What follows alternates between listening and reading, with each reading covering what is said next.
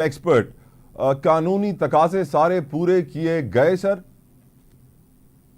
Sir इसमें तो देखें, जो ट्रायल होता रहा है उसमें भी हम सुनते रहे हैं कि वो डिफेंस के वकला जो हैं वो डिले करते रहे हैं। जी। लेकिन वो तो चले डिले होता रहता है, लेकिन प्रोसीजर तो कंप्लीट ही होता है।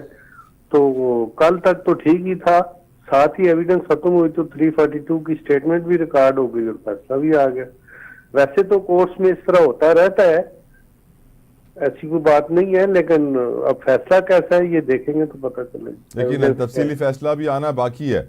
लेकिन जिस तरह सर इमरान खान साहब चाह रहे थे कि इस केस के अंदर जनरल बाजवा को भी तलब किया जाए, वो चाहते थे कि अपने मिलिट्री सेक्रेटरी को भी बुलाया जाए, उनके जो मिलिट्री सेक्रेटरी थे जब वो प्राइम मिनिस्टर थे, लेकिन ऐसा नहीं हुआ। यहाँ तक कि वो ये भी चाह रहे थे कि बहुत सारे गवाहान से वो खुद जरा करें, लेकिन वो नहीं कर पाए। इसीलिए वो कह रहे हैं कि अगले 24 घंटे में इस्लामाबाद हाईकोर्ट से अपील करेंगे।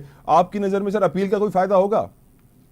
नहीं, अपील तो अगर वो ये समझते हैं कि उनका ट्रायल में कोई खामी है या कोई नेग्लिजेंस की गई है तो अपील तो वैसे भी करेंगे। कन्विक्शन हुई है, उसकी अपील तो करेंगे और इन्हीं ग्राउंड्स पे करेंगे।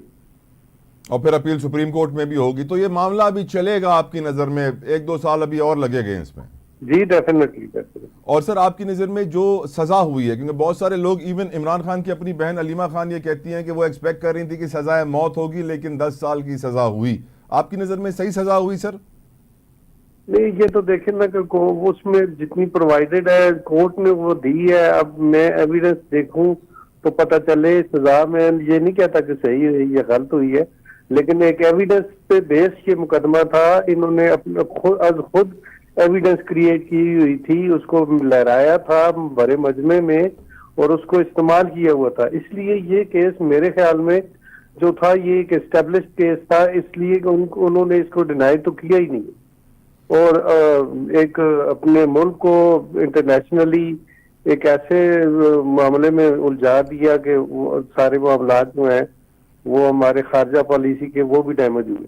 हारून साहब, आप बहुत बड़े वकील हैं पाकिस्तान के, इसमें तो कोई शक व शुबा नहीं, लेकिन उसके अलावा आप एक पाकिस्तानी भी हैं और आपने पूरी जिंदगी यहाँ गुजारी है, आपने पूरा सिस्टम देखा है। आपकी नज़र में सर इस फैसले से क्या पीटीआई को सिंपैथी वोट मिलेगा? सर देखें, ये तो जो पीटीआई का वोट है वो तो उन्हें डेफिनेटली मिलेगा। वो तो जो उनके पार्टी के इमरान है और पसंद करते हैं लीडर को, तो वो जाहिर है हर पार्टी का यही होता है, वो तो वोटें उन्हें मिलेंगी। हारून साहब, एक और आज बड़ा इंटरेस्टिंग केस हुआ हमारे honourable chief justice of Pakistan की अदालत में, गाजी फैज ईसा साहब की सरबराही में सहाफ़ियों की हिरासगी से मुतालिक केस की समाअत हुई। उसमें जो हमारे चीफ जस्टिस साहब के रिमार्क्स थे हारून साहब, वो फरमाते हैं मसला ये है कि कोई भी अपना काम करने को तैयार नहीं, वो कौन पुरअसरार है जो मुल्क को चला रहा है? सच तो हर तरफ से बिल्कुल गायब हो चुका है। सुप्रीम कोर्ट इदारा है, अखाड़ा नहीं, पार्लियामान नहीं, डिजिटल मीडिया को रेगुलेट करने के लिए कानून बनाने की जरूरत है। तो मुझे आज लगा सर ये जो रिमार्क्स आज honourable chief justice of Pakistan की आए हैं, ये पूरे पाकिस्तान के जो सो कॉल्ड सिस्टम है उसको बेनकाब कर रहे हैं। सर आप भी अग्री करेंगे सर? नहीं, देखिए हमारे निजाम में तो इस तरह की खामियां थी जो अभी भी हैं, वो तो कंटिन्यू है। उसमें तो देखें मामला जितने भी रहे हैं आपके सामने ही है, तो अदारे कितने काम करते हैं या कौन कौन अदारा काम करता है। और सर सुप्रीम कोर्ट ने एक और बड़ा काम ये किया इस केस के अंदर कि जो भी सुप्रीम कोर्ट पर तनकीद कर रहे हैं उनके खिलाफ एफआईए को कार्रवाई से रोक दिया। आई थिंक ये बहुत बड़ा जेस्चर है सर।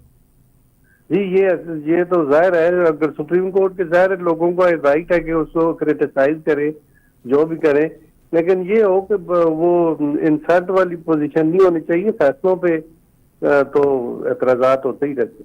और हारून साहब, अब सारा दारोमदार एक और चीज कि हर कोई सियासतदान हो, कोई आम पाकिस्तानी हो, इस वक्त जो बर्डन, जो बोझ सुप्रीम कोर्ट के कांधों पर है, तारीख में मैंने कभी इतना बोझ नहीं देखा। सर आपने देखा है? जी डेफिनेटली यही बात है। अब सुप्रीम कोर्ट में कुछ ऐसे फैसले हो रहे हैं जिनको जो यानी कि जिस तरह भुट्टो साहब वाला केस देख ले तो उसमें उन्होंने मुकम्मल तौर पे वो कर लिया है। बाकी जो जजेस वाले केसेस हैं वो भी बड़े ठीक केसेस हैं और इस तरह जो फैसले हुए हैं सुप्रीम कोर्ट में वो ठीक हो रहे हैं फिलहाल। सर भुट्टो साहब का आपने जिक्र कर दिया तो एक सवाल मेरे दिल में आया। सर भुट्टो साहब के दौर में पाकिस्तान के मकबूल और मशहूर तरीन लीडर को तख्तादार पर फांसी दे दी गई। आज पाकिस्तान में बड़े से बड़े दहशतगर्द को लटकाना इतना बड़ा चैलेंज है, वो कहते हैं जी फौरन से ह्यूमन राइट्स का प्रॉब्लम हो जाएगा। हमारा निजाम क्या मुकम्मल तौर पे मफलूज है सर अंदर से? देखें, ये तो इंटरनेशनली अगर ह्यूमन राइट्स वाली बात है, लेकिन हमने तो अपने मुल्क को देखना है कि अगर दहशतगर्दी है तो उसको उसी तरह निपटना चाहिए जिस तरह उनकी दहशतगर्दों की सोच होती है। हमारे यहाँ तो सर फांसी देना मुश्किल क्यों हो गया इतना? अब जी सर, हमारे यहाँ फांसी देना, तख्तादार पे लटकाना इतना मुश्किल क्यों हो गया हारून साहब? नहीं वैसे तो हमारे कानून में ऐसी